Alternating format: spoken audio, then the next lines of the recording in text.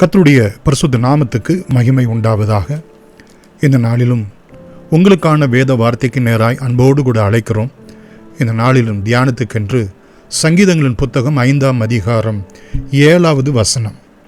நானோ உமது மிகுந்த கிருபையினாலே உமது ஆலயத்துக்குள் பிரவேசித்து உமது பரிசுத்த சந்நிதிக்கு நேரே பயபக்தியுடன் பணிந்து கொள்வேன் என்று இங்கே சங்கீதக்காரனாகிய தாவீது தன் தேவனை குறித்தும் தன் தேவனுடைய தேவன் தங்கி வாசமாயிருக்கிற ஆலயத்தை குறித்தும் அவற்றிலே தான் எப்படியாக பிரவேசிக்கிறேன் என்றும் பயபக்தியோடு கூட பணிந்து கொள்கிறேன் என்பதையும் ஆண்டவருக்கு முன்பதாக அவன் ஏறெடுக்கிறதை நாம் பார்க்கிறோம்.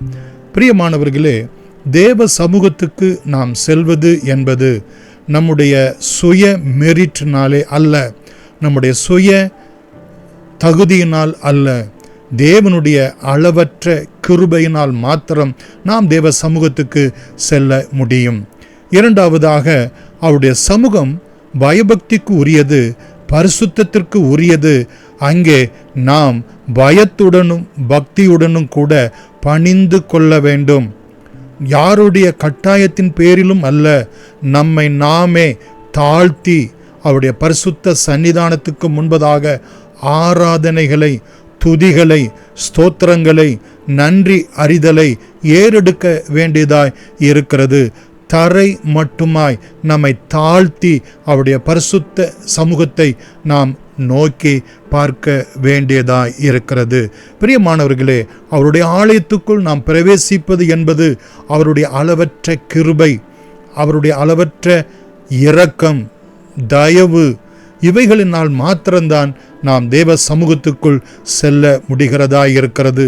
இன்றைக்கு புதிய ஏற்பாட்டிலே அந்த இரக்கத்தை, அந்த தயவை, அந்த கிருபையை கர்த்தராகிய இயேசு கிறிஸ்துவினுடைய விலையேறப்பெற்ற இரத்தத்தின் புண்ணியத்தினால் நாம் அடைந்து தைரியமாய் அவருடைய கிருபாசன தண்டையிலே நாம் சேர்வதற்கு நமக்கு ஏதுவாய் இருக்கிறது. இயேசு கிறிஸ்துவினுடைய பாடு, மரணம், உயிர்த்தெழுதலுடைய புண்ணியம் நம்மை, தகுதியில்லாத நம்மை தேவ சமூகத்திலே மகா பரிசுத்த சன்னிதானத்திலே நம்மை கொண்டு போய் தைரியமாய் கொண்டு போய் சேர்க்கிறது என்று நாம் வேத வசனங்களினால் நாம் பார்க்க இருக்கிறோம். எபிரேயருக்கு நிருபம் 4ஆம் அதிகாரம் 16வது வசனத்திலே நாம் பார்க்கிறோம். பிரியமானவர்களே, நாம் இரக்கத்தை பெறவும் ஏற்ற சமயத்தில் சகாயம் செய்யும் கிருபையை அடையவும் தைரியமாய் அந்த கிருபாசன தண்டையிலே சேரக்கடவும். இந்த நாள் யூதர்களுக்கு பிரியமான எக்கால பண்டிகை என்றும், இந்த மாதத்தினுடைய முதலாவது நாளிலே அவர்களுடைய மாத பிறப்பு 24ஆம் தேதி என்று நினைக்கிறேன். அதன் பிறகு 10 நாள் கழித்து கிப்பூர் என்று சொல்லி கிருபாசனத்து அவருடைய தேவ சமூகத்திலே குற்ற நிவாரண பலி செலுத்தக்கூடிய ஒரு நாள். அது குற்ற நிவாரண பண்டிகையாக செலுத்தக்கூடிய நாள். 15வது நாளிலே பிரியமானவர்களே அவர்கள் கூடார பண்டிகையை கொண்டாடக்கூடிய நாள். இந்த 3 விதமான பண்டிகையும் எக்கால பண்டிகை நம்முடைய ராப்சரை நாம் சபை எடுத்துக்கொள்ளப்படுதலை காண்பிக்கக்கூடியதாக இருக்கிறது.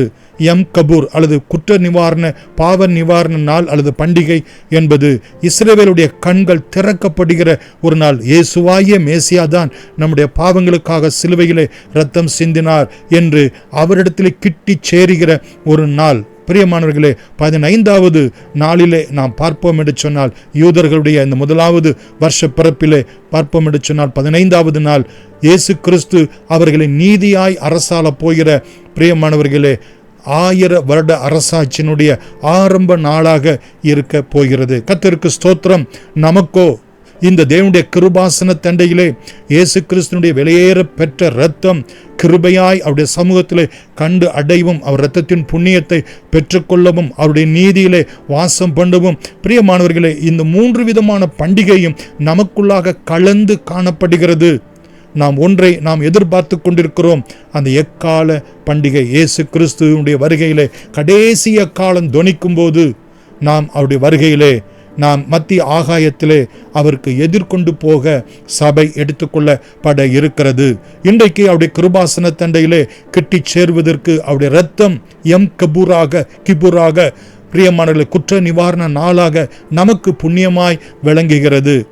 எபேசியர் 3ஆம் அதிகாரம் 12வது வசனத்தை கூட நாம் பார்ப்போம் என்று சொன்னால், பிரியமானவர்களே, அவரை பற்றும் விசுவாசத்தால், இயேசு கிறிஸ்துவை பற்றும் விசுவாசத்தால் அவருக்குள் நமக்கு தைரியமும் திட நம்பிக்கையோடு தேவனிடத்திலே சேரும் ஸ்லாக்கியம். ஒவ்வொரு நாள் தேவ சமூகத்திலே நீங்கள் ஆராதிக்க போகிறது என்பது கிருபாசன தண்டையிலே கிட்டி சேருகிறதா இருக்கிறது.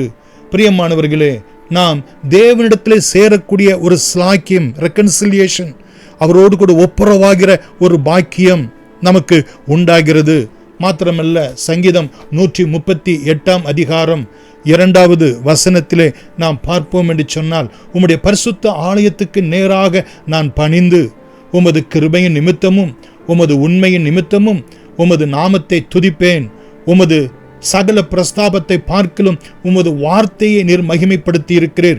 நாம் தேவ சமூகத்துக்கு வரும்போது அவருடைய கிருபை, அவருடைய வெளியேறப்பட்ட பாடு மரணம் உயிர்த்தல் அடங்கிய இரத்தத்தினுடைய புண்ணியம், 3வது நாம் பார்க்கிறோம், அவர் ஜீவனுள்ள வார்த்தைகளை பெறக்கூடிய சமூகமாய் இடமாய் காணப்படுகிறது. சங்கீதம் 27:4 கூட நாம் பார்ப்போம் என்று சொன்னால், பிரியமானவர்களே, கர்த்தரிடத்தில் ஒன்றை நான் கேட்டேன், அதையே நாடுவேன். நான் கர்த்தருடைய மகிமையை பார்க்கும்படியாகவும் அவருடைய ஆலயத்தில் ஆராய்ச்சி செய்யும்படியாகவும் என் ஜீவனுள்ள நாளெல்லாம் கர்த்தருடைய ஆலயத்தில் தங்கியிருப்பதையே நாடுவேன். ஏன் நாம் தேவ சமூகத்துக்கு நான் செல்கிறோம்? அவருடைய மகிமையை காண, ஆராய்ச்சி பண்ண, ஜீவனுள்ள நாளெல்லாம் அவருடைய மகிமையிலே நாம் தங்கி தாபரிக்க. ஏனென்று சொன்னால், ஏதேனில் நாம் பாவம் செய்யும் போது இந்த தேவ மகிமையை நாம் எழுந்தோம். இயேசு கிறிஸ்துனுடைய பாடு மரணங்களினால் இந்த தேவ மகிமையை நாம் பெற்றுக்கொள்ள கர்த்தர் நமக்கு அனுகிரகம் செய்கிறார். 26ஆம் அதிகாரம் 8வது வசனம் சங்கீதத்திலே பார்க்கிறோம், கர்த்தாவே, உமது ஆலயமாகிய வாசஸ்தலத்தையும் உமது மகிமை தங்கிய ஸ்தானத்தையும் வாஞ்சிக்கிறேன். ஹல்லேலூயா. பிரியமானவர்களே, சங்கீதம் 69:13 நாம் பார்ப்போம் என்று சொன்னால், பிரியமானவர்களே, கர்த்தாவே, அனுகிரக காலத்தில் உம்மை நோக்கி விண்ணப்பம் செய்கிறேன். தேவனே, உமது மிகுந்த கிருபையினாலும் உமது ரட்சிப்பின் சத்தியத்தினாலும் எனக்கு செவி கொடுத்தருளும். ஏன் தேவ சமூகத்துக்கு நாம் செல்கிறோம்? நம்முடைய ஜெபங்களுக்கெல்லாம் அவர் பதில் அளிக்கும்படியாக தேவ சமூகத்துக்கு நேராய்.